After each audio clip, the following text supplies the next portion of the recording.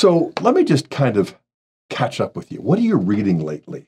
I mean, I know you're reading First Maccabees. Right, yep. Right now, we're actually just going to finish up Second Maccabees now and launch into Luke. Okay. So I'm only a couple days ahead. I'm not a couple, but maybe 2 weeks ahead when it comes to everybody and everybody else, which is great because I was 40 days ahead. And then my plan was to be done by May. I was going to get so far ahead.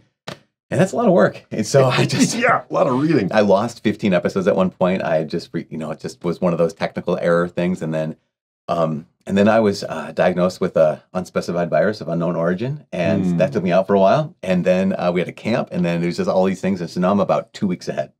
And so we're hitting the New Testament I'm going to hit the New Testament in maybe 3 days or so from now. And then it's just Luke and Acts of the Apostles and Romans and just all the way to the end. So good. It's just amazing. It's been incredible. Now, we are around day, I think it's like 286, although this is going to date the podcast, but, life's tough. What's it been like? Did you ever imagine that this would generate such a response? No, not at all. It was a matter of saying, here's what I need. I mean, that was the word it came out of. It came out of a sense of, I was in myself, I would say this, I was distracted and I was finding myself distressed. So I was distracted by all the different voices that I was inputting into my own mind and my own heart. And then I was distressed because of all the news, and here's cultural this and this other shift and it's uphill battle when it comes to bringing the gospel to this world. And I started going back to Judges for whatever reason on my own, but maybe about a year and a half ago.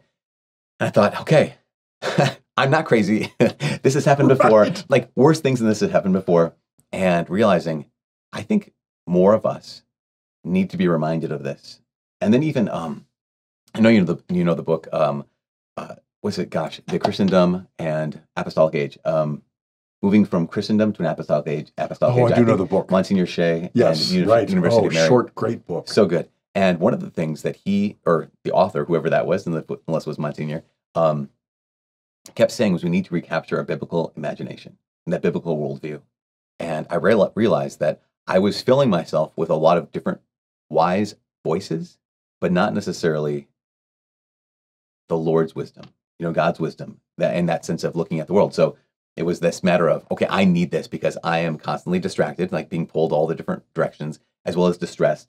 And I thought, I bet other people would be feeling the same thing. I mean, obviously, you must have been the only person who went through 2020 feeling, upheaval. But I mean, the pandemic, the presidential election, the cultural chaos that has happened to us, and you're not the only person to land in the book of Judges. I was just talking recently with my oldest son, Dr. Hahn the Younger, who's a seminary professor now at Mount St. Mary's, and he was working through the book of Judges for a variety of reasons. He's an Old Testament professor there at the seminary.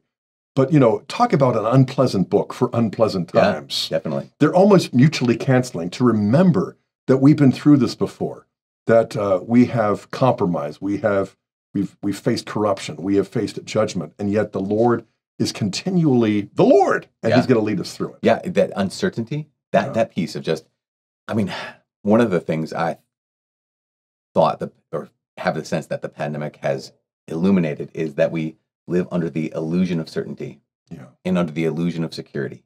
And look at Judges, and it's they didn't even have the illusion. Right. And so that sense of, but they did have the Lord whenever they would come back to Him. So that's one of the keys.